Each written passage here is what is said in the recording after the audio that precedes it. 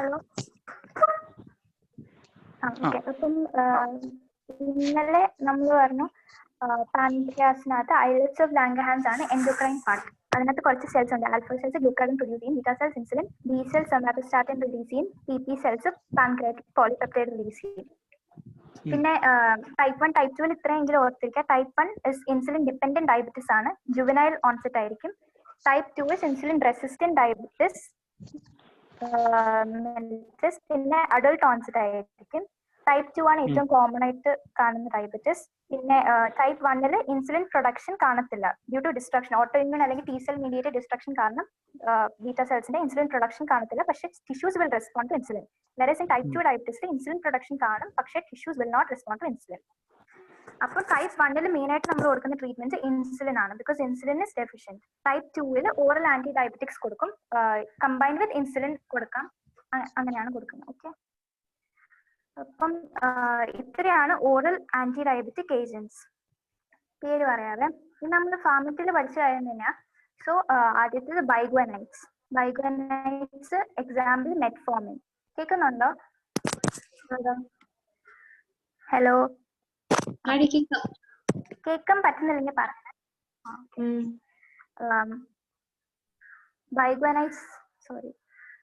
ബൈഗ്വനൈറ്റ്സിന്റെ example ആണ് metformin. ഓർക്കാൻ പാടാണെങ്കിൽ ഒരു നെമോണിക് ആണ്, big van forming diabetes, like അങ്ങനെ നോക്കാം. Biguanide forming diabetes, metformin. Okay, metformin ആണ് എക്സാമ്പിൾ. പിന്നെ second one sulfonylurea. Sulfonylurea first generation ഉണ്ട്, സെക്കൻഡ് ജനറേഷൻ ഉണ്ട്.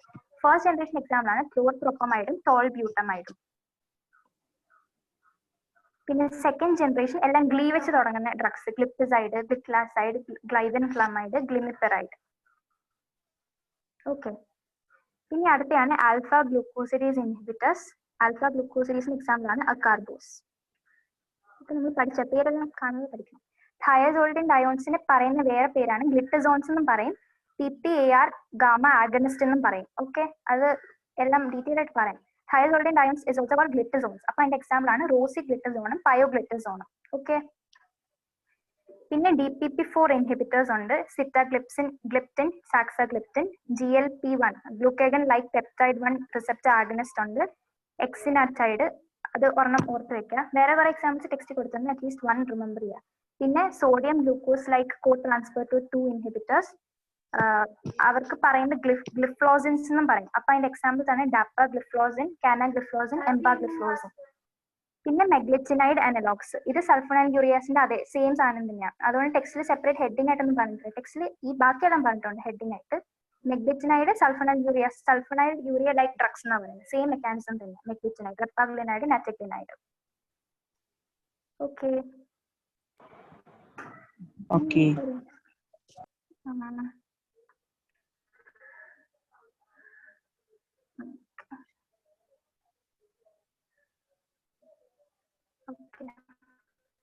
അപ്പം ആദ്യം ബൈഗ്വനൈറ്റ്സ് പഠിക്കാം. ബൈഗ്വനൈറ്റ്സ് അറിയാലോ, മെറ്റ്ഫോമിൻ ആണ് first line of treatment. Type 2 ഡയബറ്റീസിന്റെ ഫസ്റ്റ് ലൈൻ ഓഫ് ട്രീറ്റ്മെന്റ് ആണ് മെറ്റ്ഫോമിൻ.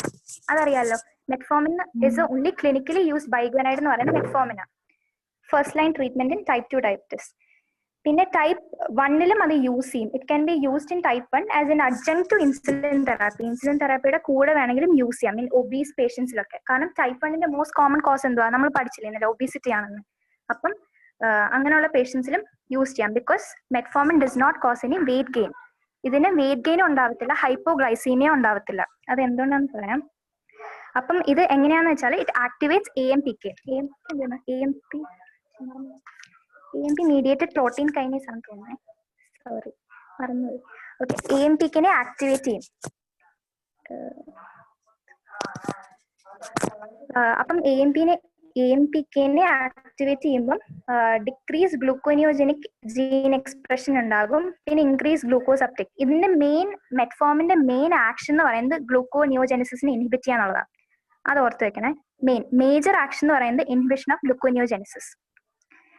AMPK ആക്ടിവേറ്റ് ചെയ്തിട്ട് decrease gluconeogenic gene expression and increase glucose uptake ഒക്കെ ഉണ്ടാക്കും.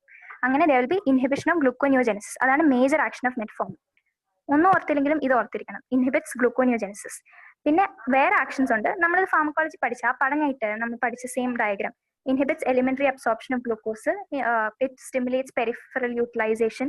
പിന്നെ വേറെ ഒരെണ്ണം കൂടെ ഉണ്ട്, അത് നമ്മൾ പഠിക്കാത്തതുണ്ട്, ഡേവിഡ്സൺ ഇതിനകത്ത് കൊടുത്തിട്ടുണ്ട്. It at the molecular level it will inhibit aerobic ATP synthesis.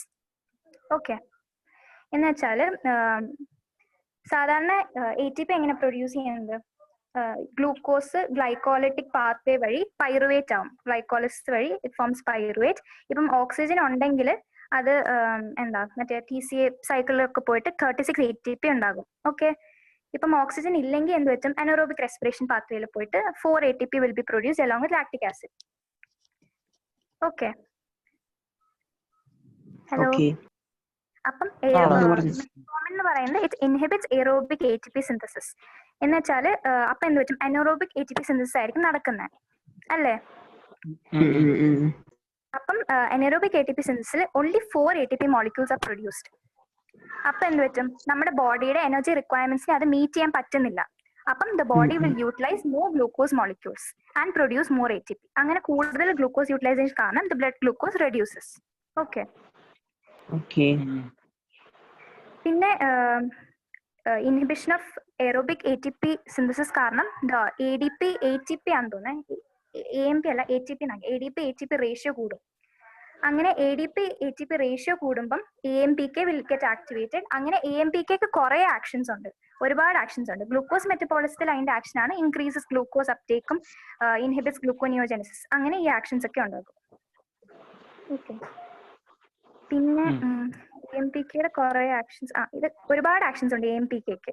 പക്ഷേ നമ്മുടെ ഗ്ലൂക്കോസ് മെറ്റബോളിസത്തിൽ ഇമ്പോർട്ടന്റ് ആയിട്ടുള്ളത് ഇൻക്രീസസ് ഗ്ലൂക്കോസ് അപ്ടേക്ക്. ഈ GLUT4 ട്രാൻസ്പോർട്ടർ ഇല്ലേ, അതിനെ ആക്ടിവേറ്റ് ചെയ്ത് ഗ്ലൂക്കോസിന്റെ അപ്ടേക്ക് സെൽസിലോട്ട് കൂട്ടും. അതാണ് ഗ്ലൂക്കോസ് മെറ്റബോളിസത്തിൽ അതിന്റെ ഇമ്പോർട്ടന്റ് ആക്ഷൻ. പിന്നെ ഇൻഹിബിഷൻ ഓഫ് ഗ്ലൂക്കോനിയോജെനസിസ്. ഓക്കെ, പിന്നെ അതിന്റെ അഡ്വേഴ്സ് ഇഫക്ട്സ്. മെറ്റ്ഫോമിന്റെ മെയിൻ അഡ്വേഴ്സ് ഇഫക്ട് എന്ന് പറഞ്ഞാൽ GI സൈഡ് എഫക്ട്സ് ആണ് ഏറ്റവും common. Okay, GI side effects nausea, vomiting, diarrhoea, anorexia, metallic taste ഒക്കെ ഉണ്ടാവും.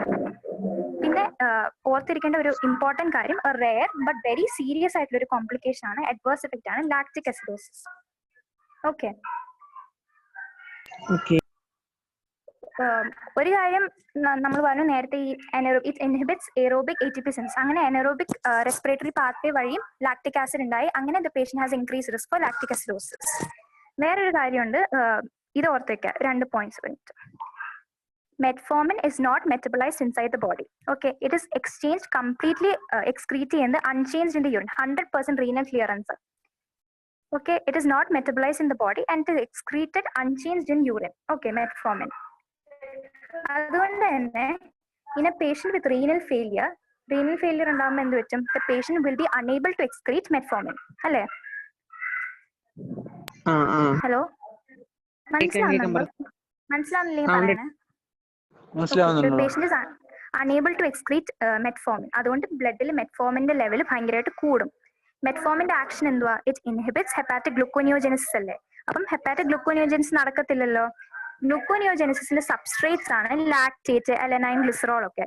സോ ഇതൊന്നും യൂസ് ആവുന്നില്ല. അങ്ങനെ ലാക്ടേറ്റിന്റെ ലെവൽ ഇങ്ങനെ പൈലപ്പ് ചെയ്ത് അങ്ങനെ ലാക്ടിക് അസിഡോസ് ഉണ്ടാവാം. ഓക്കെ, പിന്നെ നമ്മൾ നേരത്തെ പറഞ്ഞത് തന്നെ metformin also inhibits aerobic ATP synthesis. അങ്ങനെ അനറോബിക് റെസ്പിറേഷൻ വഴിയും ലാക്ടിക് ആസിഡ് കൂടി the patient will have increase risk of lactic acidosis. Okay, പിന്നെ പറഞ്ഞു പേഷ്യന്റ് ഏറ്റവും കൂടുതൽ ഉണ്ടാവാൻ ചാൻസ് മെറ്റ്ഫോമിൻ ആയിട്ട് GI സൈഡ് എഫക്ട്സ്. അപ്പം പേഷ്യന്റ് GI സൈഡ് എഫക്ട്സ് ഉണ്ടെങ്കിൽ ടെക്സ്റ്റ് പറഞ്ഞേക്കുന്ന we should start low dose വെച്ച് സ്റ്റാർട്ട് ചെയ്യണം. 500 mg ട്വൈസ് ഡെയിലി ആയിട്ട് സ്റ്റാർട്ട് ചെയ്ത് maintain dose 1 gram twice daily കൊടുക്കണം. ലോ ഡോസിൽ വെച്ച് സ്റ്റാർട്ട് ചെയ്യണം പേഷ്യന്റ് ഇപ്പം GI സൈഡ് എഫക്ട്സ് ഒക്കെ ഒരുപാടുണ്ടെങ്കിൽ. ഓക്കെ, ഇത് നമ്മൾ നേരത്തെ പറഞ്ഞ കാര്യം തന്നെ. Metformin AMP dependent protein kinase ആണ്. AMP dependent protein kinase activate ചെയ്യുന്ന സാധനമാണ് മെറ്റ്ഫോമിൻ. അതിന്റെ പ്രൈമറി ആക്ഷൻ, മേജർ ആക്ഷൻ എന്ന് പറയുമ്പോൾ inhibition of gluconeogenesis. Okay, metformin inhibits gluconeogenesis. എങ്ങനെ? By decreasing gluconeogenic gene expression കുറച്ച് ഇൻഹിബിറ്റ് ഗ്ലൂക്കോനിയോജെനസിസ്. പിന്നെ അതർ ആക്ഷൻസ് നമ്മൾ പറഞ്ഞു. പിന്നെ ഓർത്തിരിക്കേണ്ട ഒരു കാര്യം, ഞാൻ പറഞ്ഞില്ലേ metformin does not cause weight gain and hypoglycaemia ഉണ്ടാക്കില്ലെന്ന് പറഞ്ഞു. ബിക്കോസ് അറിയാം, ഇപ്പൊ മനസ്സിലായല്ലോ മെറ്റ്ഫോമിൻ എന്തുകൊണ്ട് മെറ്റ്ഫോമിൻ ഡസ് നോട്ട് കോസ് പാൻക്രിയാസിനെ സ്റ്റിമുലേറ്റ് ചെയ്ത് ഇൻസുലിൻ സെക്രേഷൻ കൂട്ടും. അങ്ങനെ അല്ലല്ലോ insulin production release of insulin ഉണ്ടാക്കുന്നില്ലല്ലോ മെറ്റ്ഫോമിൻ. അതുകൊണ്ട് it does not cause hypoglycemia because it does not cause a release of insulin from pancreas. Okay, so okay, അപ്പം contra indication ആയിട്ട് renal failure ഉള്ള പേഷ്യൻസിനും hepatic dysfunction ഉള്ള പേഷ്യൻസിനും നമ്മൾ metformin കൊടുക്കാൻ പാടില്ല. Contraindication ആണ്. And advantages no hypoglycemia and no weight gain. Because hypoglycemia ഉണ്ടാകുന്ന കാരണം എന്താ? Because it does not cause release of insulin from pancreas. അതിന്റെ മെക്കാനിസം. ഓക്കെ, അടുത്തത് സൾഫോണൈൽ യൂറിയാസ് ആണ്. സൾഫോണൈൽ യൂറിയാസ് ആർ സെക്രീറ്റഗോഗ്സ്. സെക്രീറ്റഗോഗ്സ് എന്ന് വെച്ചാൽ they increase insulin secretion. Okay, അതിന്റെ mechanism of action എന്ന് പറയുമ്പോൾ they close ATP sensitive potassium channels. ഇന്നലെ ഹാരിസ് പറഞ്ഞപ്പം പറഞ്ഞ ഓർമ്മയില്ലായിരുന്നു മറ്റേ ATP സെൻസിറ്റീവ് പൊട്ടാഷ്യം ചാനലിന്റെ കാര്യം കാണിച്ചത്. സെല്ലിനകത്ത് ഇവിടെ ATP സെൻസിറ്റീവ് പൊട്ടാഷ്യം കാണാൻ പറ്റുന്നുണ്ടോ? ATP സെൻസിറ്റീവ് പൊട്ടാഷ്യം ചാനൽ ഉണ്ട്, ഇവിടെ ഗ്ലൂക്കോസ് ട്രാൻസ്പോർട്ടർ ഉണ്ട്, ഇവിടെ വോൾട്ടേജ് ഗേറ്റഡ് കാൽഷ്യം ചാനൽ ഉണ്ട്. അപ്പം അകത്ത് ഗ്ലൂക്കോസ് ട്രാൻസ്പോർട്ടർ വഴി ഗ്ലൂക്കോസ് എൻ്റർ ചെയ്ത് ഗ്ലൈക്കോളിസിസ് വഴി ATP പ്രൊഡ്യൂസ് ചെയ്തു. ആൻഡ് അകത്ത് ATP കൂടുമ്പം it will cause closure of this channel. ഈ ചാനൽ ക്ലോസ് ചെയ്യും potassium, ATP sensitive potassium channel. ഈ ചാനൽ ഫംഗ്ഷൻ എന്തുവാ? ഇതിന്റെ ഫംഗ്ഷൻ പൊട്ടാഷ്യം ഇഫ്ലക്സ് ആണ്. പൊട്ടാഷ്യം പുറത്തോട്ട് കൊടുക്കുന്നതാണ് ഇതിന്റെ ഫംഗ്ഷൻ. അപ്പം ഇത് ക്ലോസ് ചെയ്യുമ്പോൾ എന്ത് പറ്റും? അകത്തുള്ള പൊട്ടാഷ്യം കൂടത്തില്ലേ? ഒരുപാട് കൂടുമ്പം പോസിറ്റീവ് ചാർജ് അകത്ത് കൂടി there will be membrane depolarization വന്ന് ഈ voltage gated potassium calcium channels open ചെയ്ത് കാൽഷ്യം അകത്തോട്ട് പോകും. ഓക്കെ, കാൽഷ്യം അകത്തോട്ട് പോകുമ്പം അകത്ത് ഇൻസുലിൻ ഫിൽഡ് ആയിട്ടുള്ള വെസിക്കിൾസ് ഉണ്ട്. ഈ വെസിക്കിൾസ് പ്ലാസ്മ മെംബ്രെയിനുമായിട്ട് ഫ്യൂസ് ചെയ്ത് ഇൻസുലിൻ റിലീസ് ചെയ്യും. അപ്പം ഈ സൾഫോണൈൽ യൂറിയാസിന്റെ മെക്കാനിസം എന്ന് പറയുമ്പോൾ it closes the ATP sensitive potassium channels and causes insulin release. Okay, അപ്പൊ ഇതിന്റെ ആക്ഷൻസ് എന്തൊക്കെയാ? Actions first one increasing the insulin, stimulates pancreas to increase insulin secretion. പിന്നെ വേറെ actions it also increases peripheral sensitivity by increasing the insulin receptors. പിന്നെ decreasing glucagon release, increasing insulin secretion, decreasing glucagon release and increases peripheral sensitivity by increasing the number of insulin receptors. ഇതാണ് ഇതിന്റെ actions. സൾഫോണൈൽ urease നമ്മൾ ഇതെല്ലാം കൊടുക്കുന്ന type 2 കൊടുക്കുന്നത്. And മെറ്റ്ഫോമിന്റെ കൂടെ combine ചെയ്ത് കൊടുക്കാം. ടൈപ്പ് 1 നമുക്ക് കൊടുക്കാൻ പറ്റത്തില്ല, ബിക്കോസ് ബീറ്റാ സെൽസിന് ഡിസ്ട്രക്ഷൻ ഉള്ളത് കാരണം ടൈപ്പ് 1 കൊടുക്കാൻ പറ്റത്തില്ല. പിന്നെ ഇതിന്റെ അഡ്വേഴ്സ് എഫക്ട്സ് ഹൈപ്പോഗ്ലൈസീമിയ ഉണ്ടാകും, വെയിറ്റ് ഗെയിൻ ഉണ്ടാകും. ഹൈപ്പോഗ്ലൈസീമിയ എന്തുകൊണ്ടാ? കാരണം അതായത് ഇപ്പം നമ്മുടെ ബോഡിയിൽ അൺറെഗുലേറ്റഡ് ആയിട്ടുള്ള ഇൻസുലിൻ സെക്രീഷൻ, നമ്മുടെ ബോഡിയിൽ ഗ്ലൂക്കോസ് ലെവൽ നോർമൽ ആണെങ്കിൽ പോലും നമ്മൾ ഈ ഡ്രഗ് കൊടുക്കുമ്പം എന്ത് പറ്റും? അൺറെഗുലേറ്റഡ് ആയിട്ട് കണ്ടിന്യൂസ് ആയിട്ട് ഇൻസുലിൻ പ്രൊഡ്യൂസ് ചെയ്തുകൊണ്ടിരിക്കും by closure of ATP sensitive potassium channel. അതുകൊണ്ട് the patient can have hypoglycaemia as an adverse effect.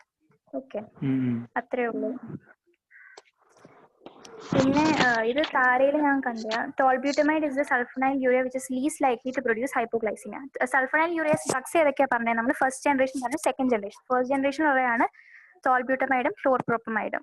പിന്നെ സെക്കൻഡ് ജനറേഷൻ മറ്റേ ഗ്ലിക്ലാസൈഡ്, ഗ്ലിബൻ, എന്തൊക്കെയോ ഗ്ലിമിപ്പിറൈഡ് ഒക്കെ. ഓക്കെ, അപ്പം അടുത്ത ക്ലാസ് ആണ് thiazolidine ions. Thiazolidine ions are also called glitazones അല്ലെങ്കിൽ PPAR gamma receptor agonist. Okay, PPAR ന്റെ full form peroxisome proliferative activated receptor. ഇവിടെ കൊടുത്തിട്ടുണ്ട്. Peroxisome proliferative activated receptor gamma receptor. Gamma. Okay, PPAR gamma. ഇത് ഒന്നുമില്ല, these are receptors inside ന്യൂക്ലിയസിന്റെ അകത്തുള്ള receptor ആണ് PPAR gamma. ന്യൂക്ലിയസിന്റെ അകത്താണ് റിസെപ്റ്റർ. ലിവറിലും മസിലിലും ആഡിപ്പോസ് ടിഷ്യൂടെ ഒക്കെ സെല്ലിന്റെ ന്യൂക്ലിയസിന്റെ അകത്ത് കാണുന്ന ഒരു റിസെപ്റ്റർ ആണ് PPAR ഗാമ. അപ്പം ഈ pioglitazone thiazolidine ions the mechanism is to stimulate PPAR gamma receptors. അതായത് ഈ പയോഗ്ലിറ്റസോൺ വന്ന് PPAR gamma receptor ന്യൂക്ലിയസിലുള്ള PPAR gamma receptor വന്ന് ബൈൻഡ് ചെയ്ത് it will regulate genes related to glucose and lipid metabolism and it will increase insulin sensitivity. അതുകൊണ്ട് തന്നെ we can say pyoglitazone thiazolidine ions are insulin sensitizers because it increases sensitivity of tissues to insulin. ലിവറിന്റെയും smooth മസിൽസിന്റെയും adipose ടിഷ്യൂവിന്റെ ഒക്കെ insulin sensitivity കൂട്ടും. ഇത്രയുള്ള pioglitazone. പിന്നെ മനസ്സിലായോ? പയോഗ്ലിറ്റസോൺ PPAR ഗാമ ന്യൂക്ലിയറിനകത്തുള്ള PPAR ഗാമ റിസപ്റ്ററിൽ ബൈൻഡ് ചെയ്ത് PPAR ഗാമ റിസപ്റ്ററിൽ ഹലോ ഹലോ കേൾക്കുന്നുണ്ടോ? And will increase insulin sensitivity of liver, skeletal muscle, adipose tissues sensitivity increasing to insulin. പിന്നെ other actions ഇത് ആക്ട് ചെയ്യുന്നത് PPAR ഗാമ റിസപ്റ്ററിലാണ് ആക്ട് ചെയ്യുന്നത്. പിന്നെ pioglitazone has also action on PPAR alpha receptors. Okay, PPAR alpha എന്ന് പറയുമ്പം ഈ നമ്മുടെ കൊളസ്ട്രോളിനൊക്കെ കൊടുക്കുന്ന ഫൈബ്രിക് ആസിഡ് ഡെറിവേറ്റീവ്സ് എന്നൊക്കെ പറഞ്ഞില്ലേ, ആ സാധനം PPAR ആൽഫ ആഗണിസ്റ്റാ. ഓക്കെ, അപ്പം ആന്റി ഹൈപ്പർ ലെപ്പിഡമിക് ആക്ഷൻ ഉണ്ട് ഇതിന്. അതർ ആക്ഷൻസ് പറഞ്ഞു, it can decrease triglyceride level, increase HDL cholesterol. അപ്പൊ അങ്ങനെ ഒരു ആക്ഷൻ ഉണ്ട് thiazolidine ഡയോൺസിന്. ഓക്കെ, പിന്നെ ഇൻഡിക്കേഷൻസ് അറിയാലോ, ടൈപ്പ് 2 ഡയബറ്റീസിൽ അത് പറഞ്ഞല്ലേ, മോണോതെറാപ്പിയായിട്ടും കൊടുക്കാം, മെറ്റ്ഫോമിനൊക്കെ ആയിട്ട് കമ്പൈൻ ചെയ്തും കൊടുക്കാം. മെറ്റ്ഫോമിൻ, ഇൻസുലിൻ, സൾഫോണൈൻ യൂറേറ്റ് കമ്പൈൻ ചെയ്തും കൊടുക്കാം. പിന്നെ അതിന്റെ അഡ്വേഴ്സ് എഫക്ട്സ് 2 എക്സാമ്പിളാണ് പറഞ്ഞത്, പയോഗ്ലിറ്റസോണും റോസിഗ്ലിറ്റസോണും. ഇതിനകത്ത് rosiglitazone has a risk for MI, myocardial ഇൻഫാക്ഷന് റിസ്ക് ഉണ്ടെന്ന് സ്റ്റഡീസ് ഒക്കെ പ്രൂവ് ചെയ്തിട്ടുണ്ട്. പിന്നെ pioglitazone will cause fluid retention and oedema and it can exacerbate congestive heart failure. Okay, it can also cause weight gain. Fluid retention കാരണം it can also cause weight gain and macular edema. Fluid retention കാരണം ഇതൊക്കെ ഉണ്ടാകാം. And വേറെ പറയുന്നത് it causes increased risk of bone fractures and bladder cancer. ഇത്രയാണ് പറയുന്ന adverse effects. Myocardial infarction, congestive heart failure due to fluid retention, bone fractures, bladder cancer. Okay. അത്രയേ ഉള്ളൂ thiazolidine ions. ഏതെങ്കിലും ഒന്നുകൂടെ പറയണോ? മനസ്സിലാകത്തുണ്ടോ? മനസ്സിലായി.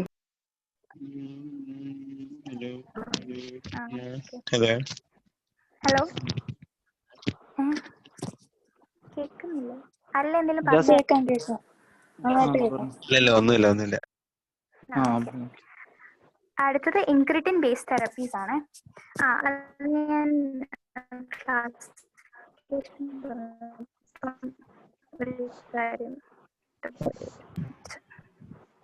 ഹലോ, ഇത് രണ്ടും കാണോ? DPP-4 എന്ന് പറഞ്ഞാൽ ഡൈപെപ്റ്റൈഡ്. ഹലോ, ഒരു മിനിറ്റ്. പറഞ്ഞു.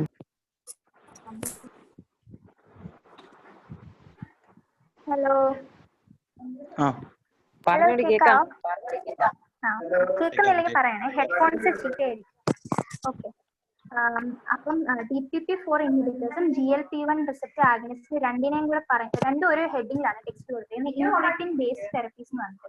ഇൻക്രിറ്റിൻ ബേസ്ഡ് തെറാപ്പീസ്, അത് ഇൻക്രിറ്റിൻ എന്താണെന്ന് പറഞ്ഞത്, നമ്മൾ ഫുഡ് കഴിക്കുമ്പോൾ ഈ epithelial glucose epithelial lining of നമ്മുടെ സ്റ്റൊമക്കിന്റെ ഒക്കെ എപ്പിത്തീലിയൽ ലൈനിങ്ങിൽ കൂടെ പോകുമ്പോൾ ഇൻക്രിറ്റൻസ് എന്ന് പറഞ്ഞ കുറച്ച് കെമിക്കൽസ് റിലീസ് ചെയ്യും. ഓക്കെ, ഇമ്പോർട്ടന്റ് ആയിട്ടുള്ള 3 ഇൻക്രിറ്റൻസ് ആണ് GLP-1, GIP, basal active industrial peptide ഒക്കെ.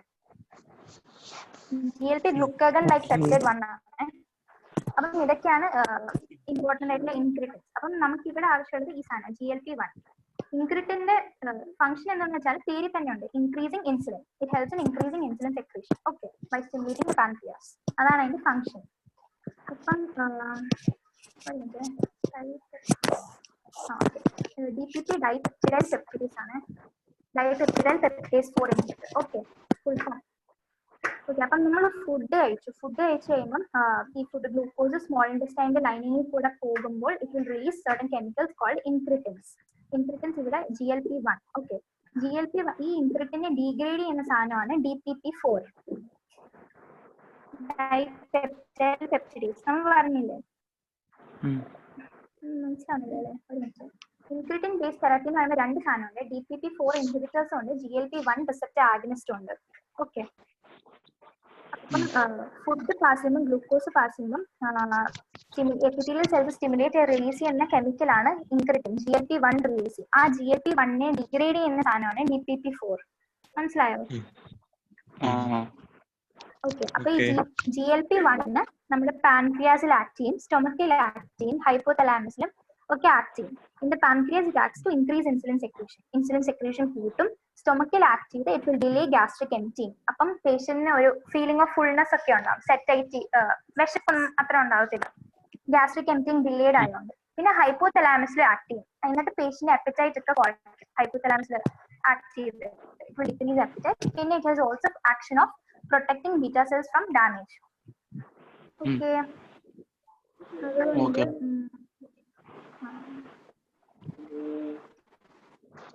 ഇതുകൊണ്ട് ഈ ഇത്രയും യൂസസ് കാരണം നമ്മളിപ്പം സൾഫണൈൽ യൂറിയാസിന്റെ യൂസ് ഇപ്പൊ കുറഞ്ഞു വരുവാന്ന് ഞാൻ ഇവിടെ കണ്ടായിരുന്നെ. സൾഫണൈൽ യൂറിയാസിന്റെ യൂസ് കുറഞ്ഞു വന്ന് നമ്മളിപ്പോ കൂടുതൽ ഇൻഗ്രീഡിയന്റ് ബേസ്ഡ് തെറാപ്പീസ് കൂടുതൽ ഇപ്പൊ യൂസ് ചെയ്യാൻ നോക്കും. ഇപ്പൊ അത് കൂടിക്കൊണ്ട് വരും അതിന്റെ യൂസ്. DPP-4 ഇൻഹിബിറ്റേഴ്സിന്റെ DPP-4 ഇൻഹിബിറ്റേഴ്സിന്റെ എക്സാമ്പിൾ എന്തൊക്കെയായിരുന്നു? DPP-4 ഇൻഹിബിറ്റേഴ്സ് ഗ്ലിപ്റ്റിൻസ് ആണ്. സിറ്റാഗ്ലിപ്റ്റിൻ. പേര് ഞാൻ ക്ലിയർ ആവുന്നില്ലേ? ഹലോ, ക്ലിയർ ആക്കി. ഒരു മിനിറ്റ്. ഹലോ, ആരെങ്കിലും ഒന്ന് റെസ്പോണ്ട് ചെയ്യാം. ക്ലിയർ ആണ്? യെസ്,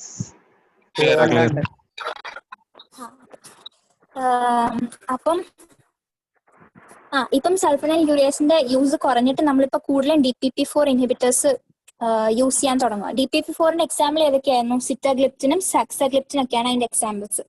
കുറെ എക്സാമ്പിൾസ് ടെക്സ്റ്റിൽ കൊടുത്തിട്ടുണ്ട്. വിൽഡാഗ്ലിപ്റ്റിൻ, ഇനാഗ്ലിപ്റ്റിൻ, അലോഗ്ലിപ്റ്റിൻ, കുറെ എല്ലാം ഗ്ലിപ്റ്റിൻസ് ആണ് DPP-4 ഇൻഹിബിറ്റേഴ്സ്.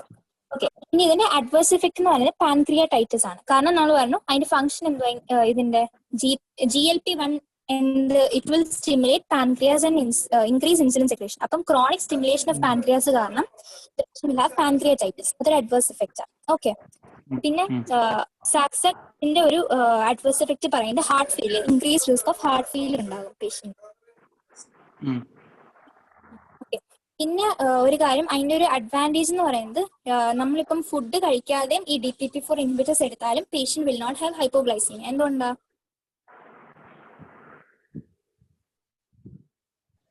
ഇൻഗ്രീഡിയൻ റിലീസ് ചെയ്യാം. ഫുഡ് കഴിച്ചാലല്ലേ ഇൻഗ്രീഡിയൻ റിലീസ് ആവത്തുള്ളൂ, GLP-1. അപ്പൊ നമ്മള് DPP-4 ഇൻഹിബിറ്റേഴ്സ് ഫുഡ് കഴിക്കാതെ കഴിച്ചാലും ഹൈപ്പോഗ്ലൈസീമിയ ഉണ്ടാവത്തില്ല പേഷ്യന്റിന്. അതൊരു അഡ്വാൻറ്റേജ് ആണ്. പിന്നെ it also help weight loss. ഇതുകൊണ്ടാണ്, കാരണം it acts on stomach to reduce gastric emptying. പിന്നെ ഹൈപ്പോതലാമസിലൊക്കെ ആക്ട് ചെയ്ത് ഒരു മിനിറ്റ്.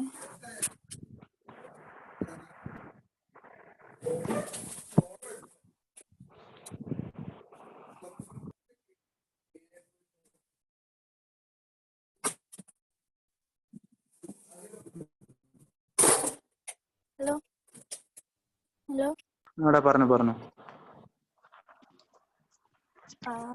അപ്പം it also helps in weight loss. കാരണം സ്റ്റൊമക്കിൽ ആക്ട് ചെയ്ത് ഗ്യാസ്ട്രിക് എംപ്റ്റിങ് ഡിലേ ചെയ്യും.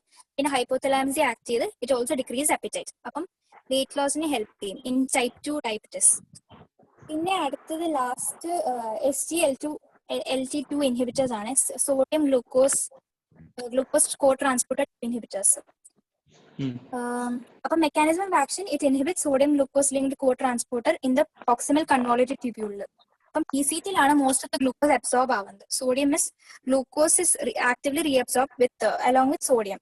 ഓക്കെ, അപ്പം ബ്ലഡ് ഗ്ലൂക്കോസ് ഒരുപാട് കൂടുമ്പം നമ്മുടെ PCT-യുടെ ട്യൂബ്യൂൾസിന്റെ കപ്പാസിറ്റി ടു റീഅബ്സോർബ് ഗ്ലൂക്കോസ് കുറഞ്ഞിട്ട് യൂറിനിൽ ഗ്ലൂക്കോസ് അപ്പിയർ ചെയ്യും. അപ്പം ഇൻഹിബിറ്റേഴ്സ് ചെയ്യുന്നത് SGLT2 കോ ട്രാൻസ്പോർട്ടറിനെ ഇൻഹിബിറ്റ് ചെയ്യും. ഗ്ലൂക്കോസ്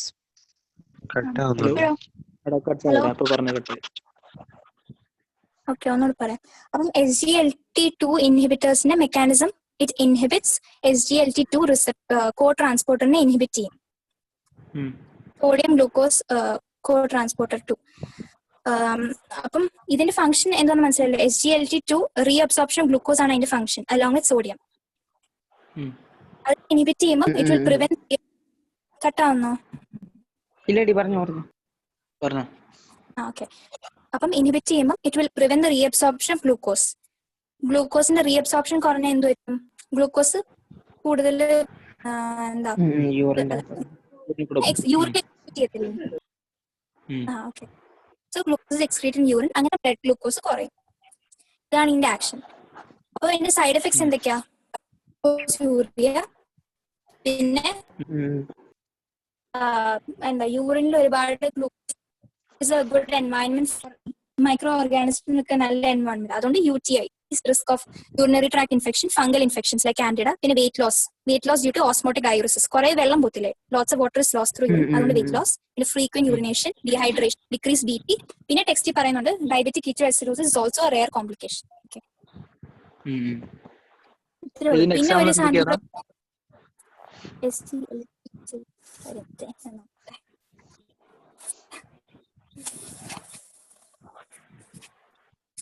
മറ്റേ ഗ്ലിഫ്ലോസിൻസ് ഒക്കെ, ഡാപ്പാഗ്ലിഫ്ലോസിൻ, കെനാഗ്ലിഫ്ലോസിൻ, എംപാഗ്ലിഫ്ലോസിൻ.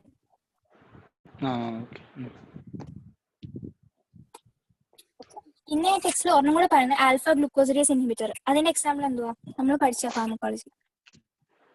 കാർബോസ്. ഇതിന്റെ മെക്കാനിസം എന്ന് പറയുമ്പോൾ ഇറ്റ് ഇൻഹിബിറ്റ്സ് ഗ്ലൂക്കോസിഡേസ് എൻസൈമിനെ ഇൻഹിബിറ്റ് ചെയ്യും. ഈ എൻസൈം എന്ന് പറയുമ്പോൾ നമ്മളിപ്പം ഫുഡ് കഴിക്കുമ്പോൾ ഈ കാർബോഹൈഡ്രേറ്റ്സിനെ, കോംപ്ലക്സ് കാർബോഹൈഡ്രേറ്റ്സിനെ ബ്രേക്ക് ഡൗൺ ചെയ്ത് മോണോമേഴ്സ് ഒക്കെ ആക്കി കുഞ്ഞു ഷോർട്ട് ചെയിൻ ഒക്കെ ആക്കും. അങ്ങനെ ബ്രേക്ക് ഡൗൺ ചെയ്ത് കഴിഞ്ഞാൽ മാത്രമേ അബ്സോർബ് ചെയ്യാൻ. അതിനെ ഹെൽപ്പ് ചെയ്യുന്നതാണ് ഗ്ലൂക്കോസിഡേസ് എൻസൈം. അപ്പം ഗ്ലൂക്കോസിഡേസ് എൻസൈമിനെ ഇൻഹിബിറ്റ് ചെയ്താൽ ഗ്ലൂക്കോസ് അബ്സോർപ്ഷൻ നടക്കത്തില്ല. അത്രേ ഉള്ളൂ ആൽഫ ഗ്ലൂക്കോസിഡേസ് ഇൻഹിബിറ്റർ, കാർബോസ്. പിന്നെ അതിന്റെ side effects same GI side effect ആയിരിക്കും. Flatulence, abdominal bloating, diarrhoea. മനസ്സിലായോ? ഇനി ഇൻസുലിൻ തെറാപ്പി പറയട്ടെ, അതോ മതിയായോ? ഇൻസുലിൻ തെറാപ്പി ഇത് മറ്റേ ബൈഗനൈറ്റ്സിന്റെ ഞാൻ ഇത് ഇട്ടേക്കാം, PDF ഇട്ടേക്കാം, നിങ്ങൾ നമ്മൾ പഠിച്ച സാധനം തന്നെ സെയിം. SGLT2 ഇൻഹിബിറ്റേഴ്സിന്റെ മെക്കാനിസം ആണ്. SGLT2 ഗ്ലൂക്കോസിനെയും സോഡിയത്തിനെയും റീഅബ്സോർബ് ചെയ്യാൻ ഹെൽപ്പ് ചെയ്യും. അപ്പം ഇൻഹിബിറ്റർ ആകുമ്പോൾ ഗ്ലൂക്കോസും സോഡിയവും റീഅബ്സോർപ്ഷൻ നടക്കും. അങ്ങനെ യൂറിനില് അത്രേ ഉള്ളൂ. സ്ട്രക്ചർ ഇന്നലെ പറഞ്ഞ ആൽഫ ബീറ്റ ചെയിൻ, പിന്നെ C പെപ്റ്റൈഡ് ഉണ്ട്, പിന്നെ ഈ ആൽഫയും ബീറ്റ ചെയിനും കണക്ട് ചെയ്ത് ഡൈസൾഫൈഡ് ബോൺസും കാണും. പിന്നെ ആക്ഷൻസ് ഓഫ് ഇൻസുലിൻ എല്ലാവർക്കും അറിയാലോ. Inhibition of gluconeogenesis, inhibit glycogenolysis, stimulates protein synthesis, lipogenesis, peripheral utilisation of glucose. Okay, ആദ്യം നമ്മൾ പറയാൻ പോകുന്നത് ഇൻസുലിൻ അനലോഗ്സിനെ പറ്റിയാണ്. ആദ്യം നമ്മൾ ഇൻസുലിൻ തെറാപ്പിയിൽ പണ്ടൊക്കെ യൂസ് ചെയ്തിരുന്നത് ആനിമൽ ഇൻസുലിൻ ആയിരുന്നു. ഈ പശുവിനൊക്കെ, കൗവും പിന്നെ പിഗ് ഇൻസുലിൻ, അതൊക്കെയാണ് നമ്മൾ പണ്ട് യൂസ് ചെയ്തിരുന്നത്. പിന്നെ അത് it was found to be antigenic, കുറെ റിയാക്ഷൻസ് ഒക്കെ ഉണ്ടാക്കി. അതുകൊണ്ട് നമ്മൾ ഇപ്പോൾ യൂസ് ചെയ്യുന്നതാണ് insulin analogues. Insulin analogues produce ചെയ്യുന്നത് കോമൺ DNA ടെക്നോളജി വഴിയാണ്. It is similar to human, പക്ഷെ നമ്മുടെ ഹ്യൂമൻ ഇൻസുലിന്റെ same exact amino acid sequence അല്ല, കുറച്ച് ഓൾട്ടറേഷൻ ഒക്കെ ഉണ്ട് കേട്ടോ നോർമൽ ഹ്യൂമൻ ഇൻസുലിനെ വെച്ച് കമ്പയർ ചെയ്യാൻ. പക്ഷെ അതിന്റെ സിമിലർ ആക്ഷൻ സിമിലർ ആയിരിക്കും ഇൻസുലിൻ അനലോഗ്സിന്. അപ്പം ഇൻസുലിൻ റാപ്പിഡ് ആക്ടിംഗ് ഉണ്ട്, short acting, intermediate, long acting. ആദ്യം റാപ്പിഡ് ആക്ടിംഗിന്റെ എക്സാമ്പിൾസ് എടുക്കുക. ലിസ്പ്രോ, അസ്പാർ, ഗ്ലൂലിസിൻ. നമ്മൾ പഠിച്ചായിരുന്നു എല്ലാം. ലിസ്പ്രോ, അസ്പാർ, ഗ്ലൂലിസിൻ. ഓക്കെ, ആൻഡ് ഇത് എപ്പോഴാണ് ഇൻജെക്ട് ചെയ്യുന്നത്? ക്യാൻ ബി ഇൻജെക്റ്റഡ് ബിഫോർ അല്ലെങ്കിൽ ഡ്യൂറിങ് അല്ലെങ്കിൽ ആഫ്റ്റർ മീൽസ്. എപ്പോ വേണമെങ്കിലും ഇത് ഇൻജെക്ട് ചെയ്യാം. Rapid acting. ഈ റാപ്പിഡ് ആക്ടിംഗ് എന്ന് പറയാൻ കാരണം ഈ ലിസ്പ്രോയ്ക്കകത്തില്ലേ, ഇത് ഡേവിഡ്സണിനുള്ളതാണ്. ലിസ്പ്രോയ്ക്കകത്ത് നമ്മുടെ ഈ ബീറ്റ ചെയിനുള്ള ലൈസീനും പ്രോലിനും കണ്ടോ? ലൈസീനും പ്രോലിനും റെസിഡ്യൂസ് ഇങ്ങനെ തിരിഞ്ഞു കിടക്കുക. ആ ബ്ലൂയിൽ കാണിച്ചേക്കുന്നുണ്ടോ?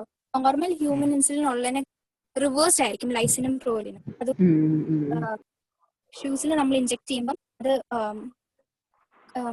പെട്ടെന്ന് ഇറ്റ് വിൽ നോട്ട് ഫോം ഹെക്സമർ ഉണ്ടാവത്തില്ല, പെട്ടെന്ന് അത് ഡിസോസിയേറ്റ് ചെയ്യും മോണോമേഴ്സ് ആയിട്ട്. അങ്ങനെ റാപ്പിഡ്ലി അബ്സോർബ് ആയിട്ട് റാപ്പിഡ് ഓൺസെറ്റ് ഓഫ് ആക്ഷൻ ഉണ്ടാവും. ഓക്കെ, ഗ്ലൂലിസിനൊക്കെ. പിന്നെ ഇത് ടെക്സ്റ്റ് കൊടുത്ത്, ഇത് ഡേവിഡ്സിന് കൊടുത്തേക്കുന്നതാണ്. ഇതായിരിക്കും കുറച്ചും കൂടി ആക്യുറേറ്റ്. ഓൺസെറ്റ്, പീക്ക്, ഡ്യൂറേഷൻ കാണാതെ പഠിച്ചാൽ മതി. ഓൺസെറ്റ് എപ്പോൾ വരും? ലെസ് ദാൻ ഒരു 15 മിനിറ്റ്സിലായിരിക്കും റാപ്പിഡ് ഇൻസുലിന്റെ ഓൺസെറ്റ് ഓഫ് ആക്ഷൻ. പീക്ക് ഒരു 30 to 2.5 hours, duration 3 to 4 hours. അടുത്ത ഷോർട്ട് ആക്ടിംഗ് ഇൻസുലിന്റെ എക്സാമ്പിൾസ് ഏതൊക്കെയാണ്? റെഗുലർ അല്ലെങ്കിൽ സോല്യൂബിൾ ഇൻസുലിൻ. ഇതും ഇൻജെക്ട് ചെയ്യുന്ന സബ്ക്യൂട്ടേനിയസ്ലാണ്. എപ്പോഴാണ് കൊടുക്കുന്നത്? 30 to 60 minutes ബിഫോർ ഫുഡാണ് കൊടുക്കേണ്ടത് ഷോർട്ട് ആക്ടിംഗ് ഇൻസുലിൻ. പിന്നെ ഓൺസെറ്റ്, പീക്ക്, ഡ്യൂറേഷൻ എല്ലാം നമുക്ക് പഠിക്കണം. ആ ടേബിൾ പഠിച്ചാൽ മതി. പിന്നെ അടുത്തത് long acting insulin, intermediate insulin. അതിന്റെ എക്സാമ്പിൾ ആണ് NPH, ഐസോഫെയിൻ ഇൻസുലിൻ അല്ലെങ്കിൽ NPH. NPH full form neutral protamine Hagedorn. Spelling എഴുതണോ? ഓക്കെ. Neutral protamine.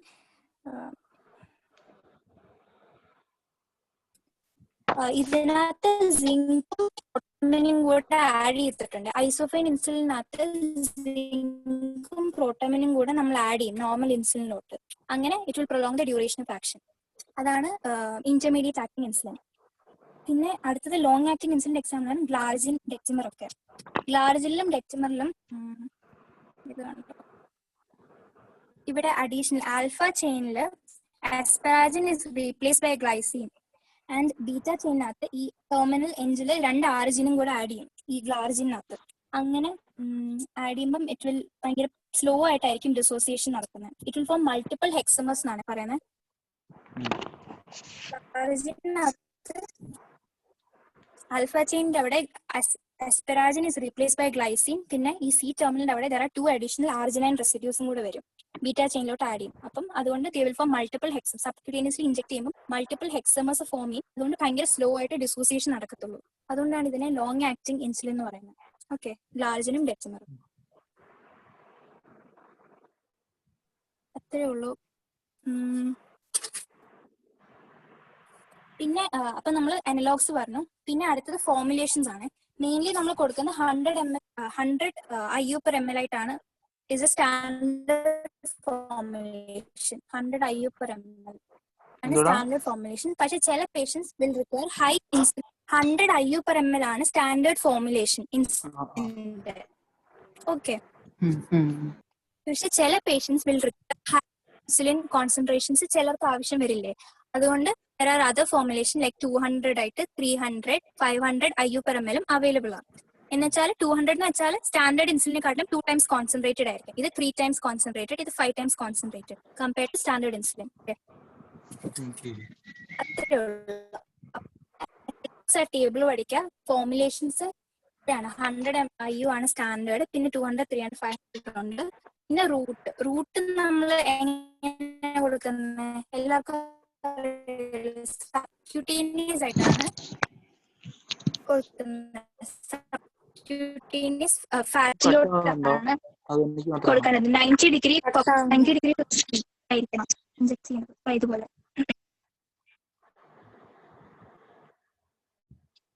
അപ്പം ആദ്യം അനലോഗ്സിന്റെ കാര്യം പറഞ്ഞു. ഫോർമുലേഷൻ റൂട്ട് സബ്ക്യൂട്ടേനിയസ് ചെയ്യുന്നത് ആൻഡ് 90 ഡിഗ്രി പെർപെൻഡിക്കുലർ ആയിരിക്കണം.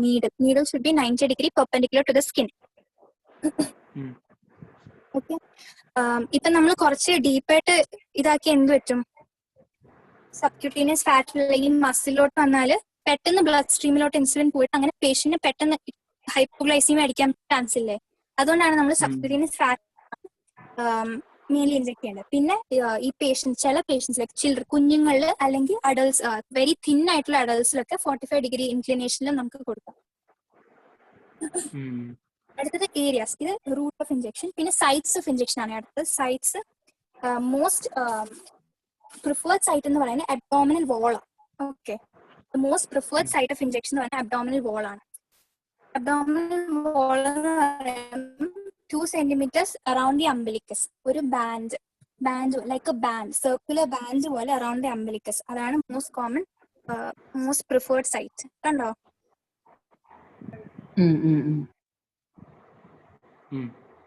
ഇതാണ് most preferred site of insulin injection because fastest absorption rate അവിടെ നിന്ന്. അതുകൊണ്ട് പിന്നെ വേറെ സൈറ്റ്സ് ആണ് അപ്പർ ഔട്ടർ ആം, പിന്നെ ലാറ്ററൽ ആസ്പെക്ട് ഓഫ് തൈ, ആന്റിറിയർ ലാറ്ററൽ ആസ്പെക്ട് ഓഫ് തൈയിൽ കൊടുക്കാം, ബാറ്റിക്സിലൊക്കെ കൊടുക്കാം.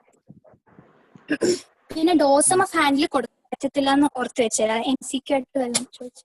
ഡോസം of handle is not use to inject insulin. Okay, dorsum of handle. അപ്പൊ മോസ്റ്റ് പ്രിഫേർഡ് സൈറ്റ് എന്ന് പറയുന്നത് അബ്ഡോമിനൽ വോൾ ആണ്. Most common route subcutaneous route ആണ്. പിന്നെ അടുത്തത് ഡെലിവറി ഡിവൈസസ്.